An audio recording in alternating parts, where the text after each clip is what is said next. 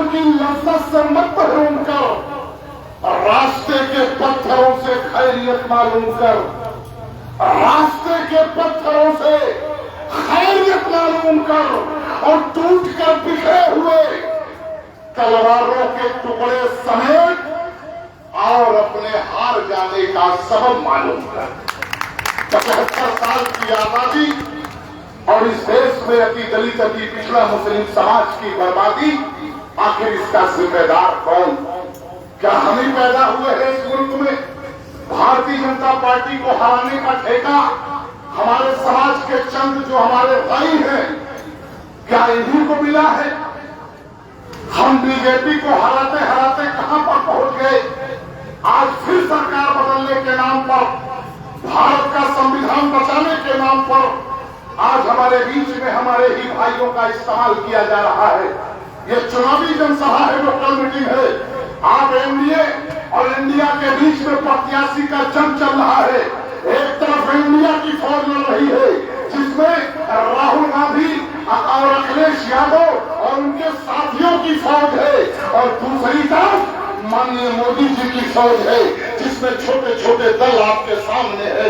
एक तरफ इंडिया है और एक तरफ एनडीए है। ऐ समाज के लोगों, बताओ आप कहां हो? आप अपने बारे में बताओ।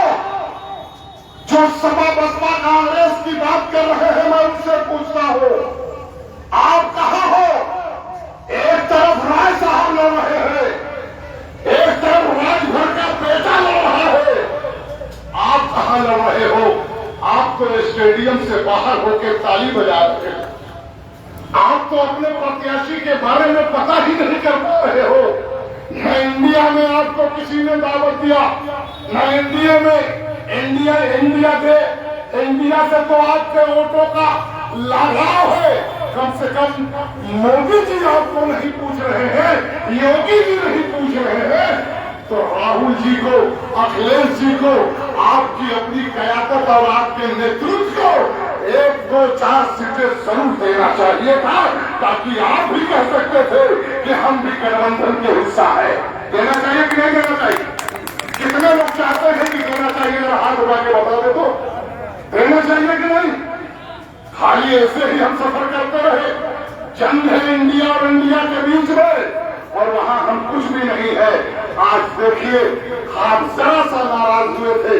आपके प्रत्याशी जो राय साहब कल नहीं आ पाए किसी वजह से, तो रातों रात खबर पड़ी और उनके गुर्गे मुर्गे लाकर आपके दरवाजे पर खड़े कर दिया। मैं दावे के साथ कहता हूं कि एक इलेक्शन में इन झूठे गठबंधनों को वोट न दो, डॉक्टर अयूब के सेनापति को वोट दे दो। जरा सा नाराज हुए थे तो दरवाजे पर दया की भीख मांग रहे हैं। एक इलेक्शन में वोट से नाराज हो जाओ, अगले इलेक्शन में गठबंधन करते नजर आएंगे। यही तरीका है इस देश में जीने का, यही तरीका है इस प्रदेश में। यहाँ हिंदू मुसलमान गीता कुरान मंदिर मस्जिद की लड़ाई नहीं है, सुन ले। यहाँ जात और धर्म की लड़ाई नहीं, अल्लाह और ईश्वर की लड़ाई नहीं है। और लड़ने वाले नेताओं, याद रखना, इस जमीन पे तो तुम लड़ा सकते हो, लेकिन भगवान ईश्वर की अदालत में सबसे खसारे में तुम रहोगे। मेरा मानना है कि अगर ईश्वर और अल्लाह में जंग होती तो 2-4 बम आसमान से खैराबाद बाजार में जरूर गिरे होते कि आज रात में अल्लाह और ईश्वर लड़ गए थे। लेकिन नहीं, अल्लाह का बनाया हुआ हर मनुष्य, हर बंदा इस देश का इंसान है। इसलिए सम्मानित साथियों, समय कम है, मैं सीधे मुद्दे पे आना चाहता हूँ कि आखिर डॉक्टर अयूब और 30 पार्टी के लोग बार बार चुनाव क्यों लड़ते हैं? यहाँ के लोग पूछते हैं।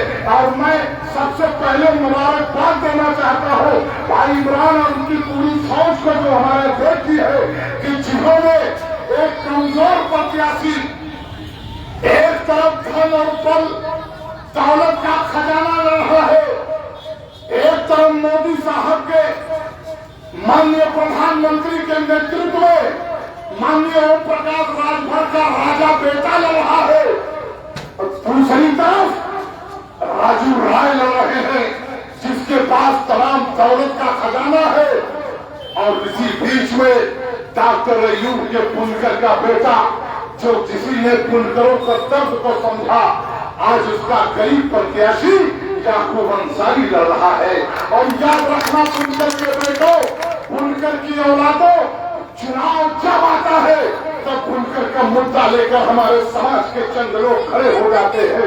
मैं दावे के साथ कहता हूँ, देश की आजादी से लेकर और आज तक जो कुर्बानी बुनकर समाज का है, किसी और समाज का नहीं है।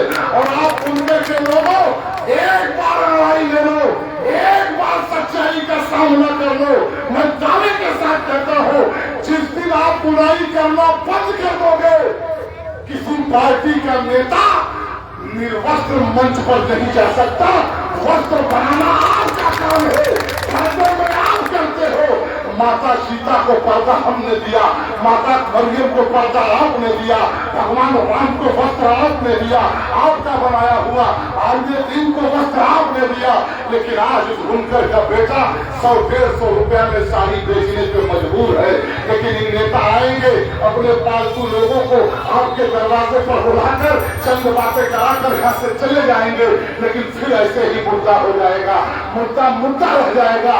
इसलिए आप चाहते हो कि आने वाले कल में बुनकर समाज का, चाहे फ्लैट का रेट, बिजली का रेट हो, चाहे रेशन का रेट हो, चाहे साड़ी की रेट हो, सरकार की जिम्मेदारी है कि अगर कोई भी समाज हमारे देश में कुपोषण और भूखा मर गया तो याद रखना, कोई साथ नहीं मर जाएगा, देश का सम्मान मरेगा। और याद रखना, देश के हाकिमों, आज बुनकर फांसी लगाने के कगार पे पहुंच चुका। आज बेटियों की शादी के नाम पर रात दिन घुट के मर रहा है। आज लूम के सामने खड़े होकर लूम की आबरू बचा रहा है कि शायद कोई आएगा जो मेरे सवालों का जवाब देगा। शायद किसी की हुकूमत आएगी जो मेरे आंखों में रोशनी आएगी। शायद उन बेटियों के कमर टूट रहे हैं जो रात रात भर लूम पे खड़ी होकर अपने पिता की रीढ़ की हड्डी बनी हुई है, अपनी माता की आंखों का